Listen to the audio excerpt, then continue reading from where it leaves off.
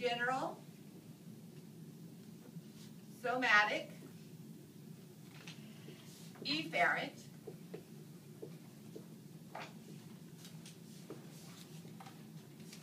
so I'll write that in red since it's motor.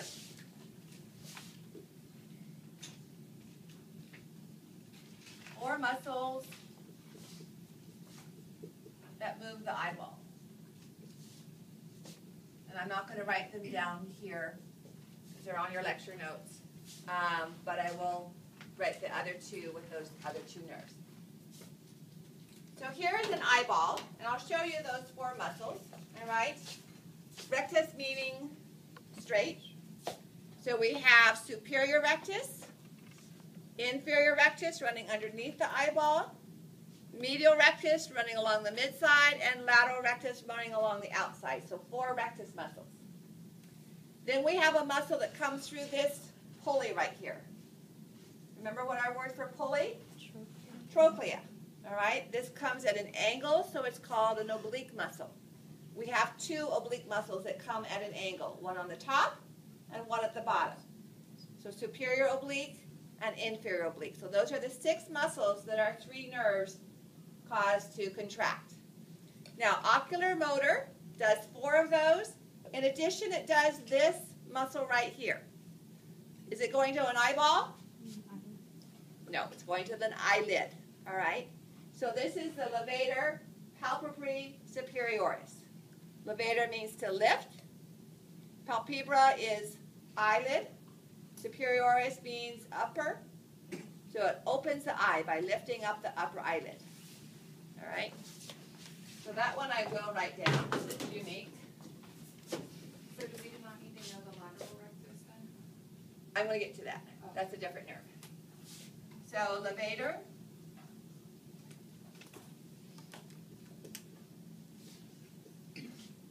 Does that have an L on there? Palpebral? Superioris. So these are all skeletal muscles, okay?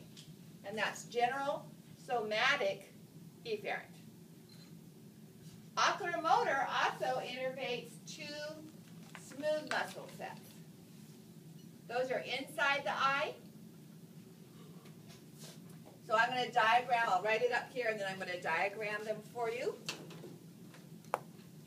So since it's smooth muscle, somatic or visceral? Visceral.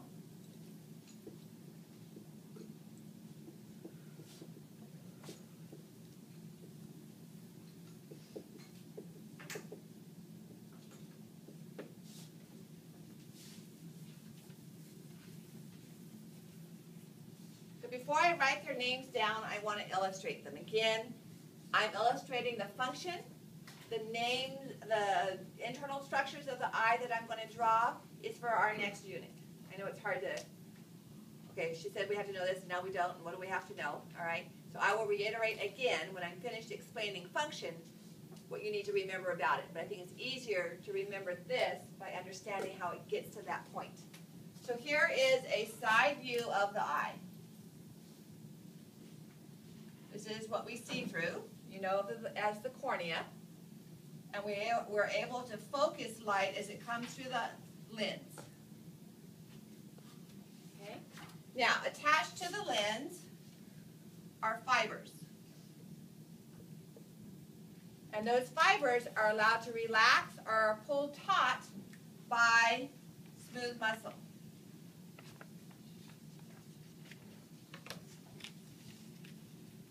That smooth muscle is known as ciliary muscle. Okay? So, I'm going to use you, Jacob. I am going to be the ciliary muscle. My arm is going to be the ligament, and you're going to be the lens. Your arm is going to be the lens. Okay? So when the lens is relaxed, it's round. Okay? When it's flattened, it's flat. When it's pulled on. So when I'm not pulling, when the ligaments aren't pulling on that, the lens rounds up, has a natural elasticity. As you get older, that elasticity is lost, and it can't round up as much. So do you have difficulty seeing far, or do you have difficulty seeing close? You get older and you have to wear glasses? You have to wear glasses for reading, okay? So the lens has difficulty rounding up. We use rounded lenses for close-up reading. All right. So again, I'm the muscle. This is the ligament. Jacob's arm is the lens. So as I move away from him, I get taut and I pull the lens flat. You guys get that? So I'm ciliary muscle. I move away, I tauten the ligament, and that flattens the lens. As the muscle gets closer, the ligament gets relaxed, the lens rounds up. The muscle moves away, the ligaments tauten, the lens gets flatter. You better not miss this on the test since I used you for the example. Okay, does that make sense? So, let me redraw this from looking in this direction. All right, here's the lens. Here are the ligaments. And I'm drawing the line straight, so they're taut. And here's the ciliary muscle.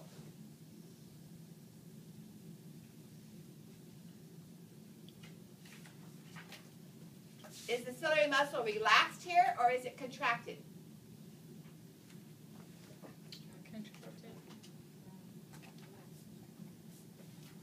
If I have a pair of sweatpants with a drawstring, all right, and the drawstring is the sweatpants are stretched out, do I have a big waist or a small waist in my pants?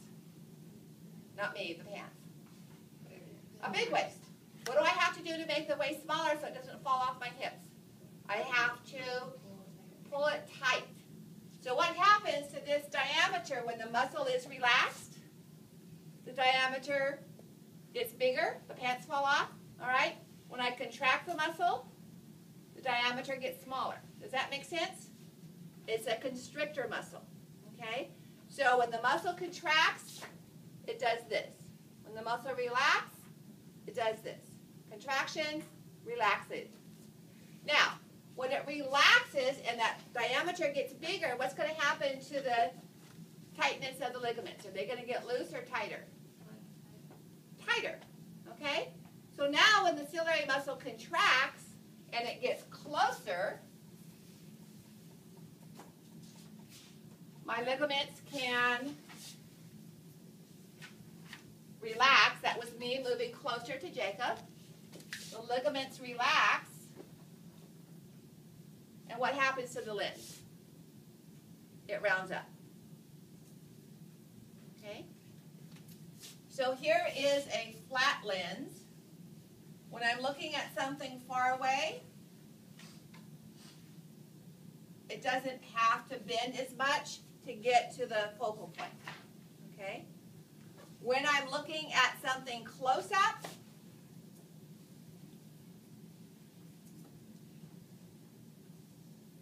then I have to bend the light waves more to focus. When it's closer to my eyes, they have to come at a bigger angle to do so. I have to have a rounder lens. Okay? So distance viewing is a flat lens. Close-up viewing is a round lens. So, let's write that up here. Distance viewing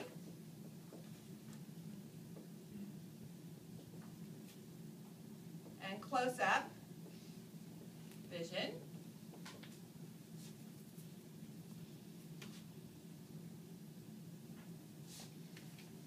Flat lens.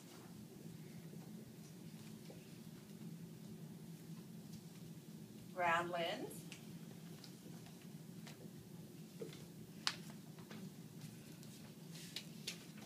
Loose ligaments or tight ligaments? Tight.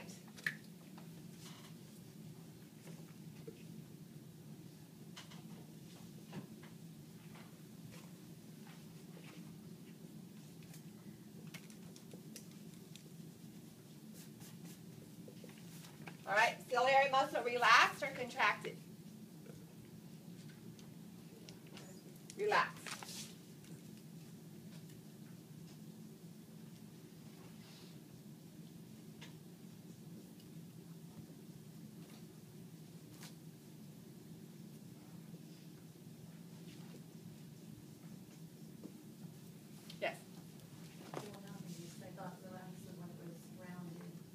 when the muscle is relaxed, it gets farther away from the lens. That pulls on the ligaments and flattens the lens. When the muscle contracts, it comes closer to the lens, that loosens the ligaments, and the lens rounds up. All right? Actually, I raised my hand originally because I was going to ask if that muscle is anywhere on a drawing that we can't see it because It is in the picture that I have. I'll show it to you in just a second. So on page 134, this picture right here, it's this one right here. Is that the picture you're talking about? yeah. Yeah. It's this one. It says ocular motor nerve. It's this picture right here. So here it is going to the skeletal muscle fibers, the general visceral fibers. It comes in through here and goes through this little body and then goes into the eyeball. Right here. So this is it going into the eye for smooth muscle. Okay? So here's the general visceral, somatic efferent, general visceral efferent coming in through here, going in here, and then going into the eyeball. Okay? All right, so ciliary muscle for close up vision. Okay. Now, this is general visceral efferent. In the brain stem, all of our autonomic fibers are parasympathetic. Okay, we'll talk about what that means again in our next unit. But we have sympathetic for running away, fear, fighting, and we have parasympathetic for normal body function, homeostasis. Okay, so this is parasympathetics. In other words, looking at a distance is sympathetic. Looking at something up close, reading, trimming my fingernails, putting in my contacts, parasympathetic. Okay? So that's one set of smooth muscle. The other one is found in the iris. So the iris is that colored structure. The black dot in the middle is the space in the iris. Now, I'll let you be the... I'm going to make my eyes black. Probably take a little bit while longer. Okay, now I want you to shine that light in my eye and tell me what happens to the pupil.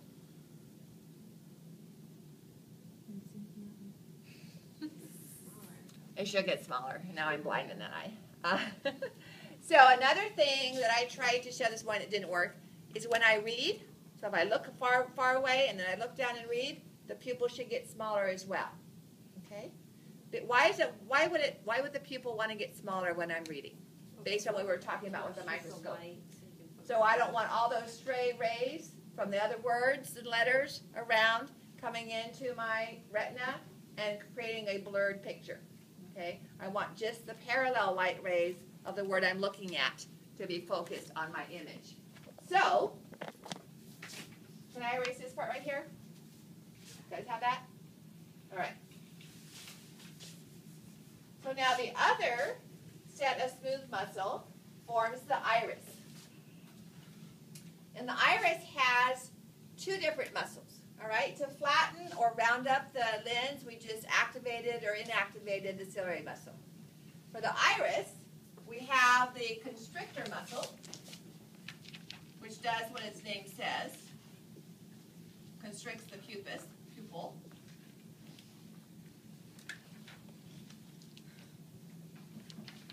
And that happens when light goes into the eye or when you do close-up vision. That's also a constrictor muscle, all right? So it's a muscle that encircles the pupil. That would be the pupil there, the space in the iris. And when the eye is receiving light, that contracts. And so what I see instead then is a smaller pupil. Okay? Yes? So your pupil doesn't get smaller, your iris gets bigger? No, the space of the pupil. The pupil is really the hole in the donut. Right, that's what I'm saying. So But yes, that space gets small. There's less space because the muscle is constricting around it. All right? So that's the constrictor muscle, which is innervated by oculomotor 3. In addition, and this is to illustrate the difference, we have straight muscles instead of circular muscles. Now what happens when they contract?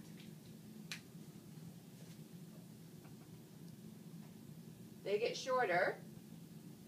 What happens to my pupil? It gets bigger. Okay? So that's the difference between, but that's not innervated by oculomotor nerve. All right?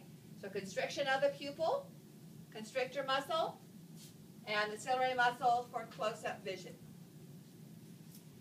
Now, I tried, with Rachel's help, to illustrate this accommodation and ciliary, pupillary reflex. So our typical motor reflexes that we think of, you are getting examined for your, not all doctors do this in a physical, but if you have a really thorough physical, they'll check reflexes. And they'll come along with a little rubber-tipped hammer, and they'll tap on the tendon that connects your quad muscles to your tibia, and they'll hit on that, and hopefully you have a reflex. So what has happened is when that tendon was stretched, sensory neurons inside your muscles went up to the spinal cord via the dorsal root into the spinal cord, and were connected to motor neurons in the anterior gray horn, and went back out the same nerve back to that muscle and caused them to contract. So the same neuron was carrying both the sensory and the motor components of that knee-jerk reflex. It never made it up to the... Oh, it would, because I felt myself. Okay. But it wasn't involved. The motor part didn't require Okay. the descending. The sensory part made it up. But the motor part came from the anterior gray horn without the descending. So if, in fact, I were to have a spinal cord damage and I was to have that done to me, I would have the same reflex. It would actually be stronger, but I wouldn't feel it. Okay? Why would it be stronger? Because you're not countering it with... Remember, basal nuclei inhibit unwanted motor movement. Suppressive neurons are not getting to my spinal cord. Therefore, I have a more active motor response because those motor neurons aren't being inhibited. So there's actually a bigger, even though I'm not doing it voluntarily, there's actually a bigger response. All right, so now for this reflex, for the pupillary reflex,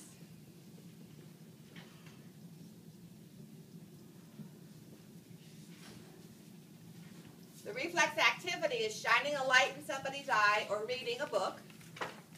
What's the motor response? Constriction. Pupil constriction, okay? Or if it's the reading, the lens rounding up. So the sensory nerve, how is that sensory information getting back to the brainstem? What's the stimulus for the pupillary response? The light.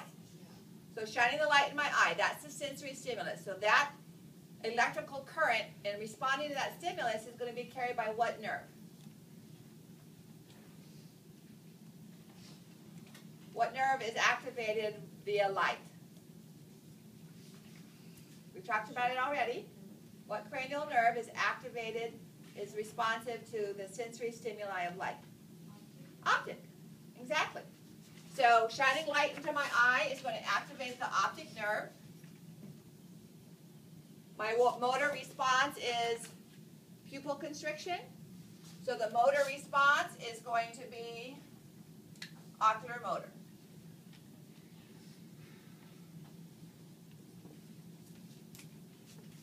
Notice two different nerves. So just because I don't respond to the light doesn't mean that my optic nerve isn't working. It may instead mean that my ocular motor nerve isn't working, okay? Or some connection in the brainstem. Someone can be unconscious and you lift up their eyelid and shine a light, you should see a response, even if they're asleep. All All right, so in that case, it's not getting back to the occipital lobe for processing to create an image, but it should get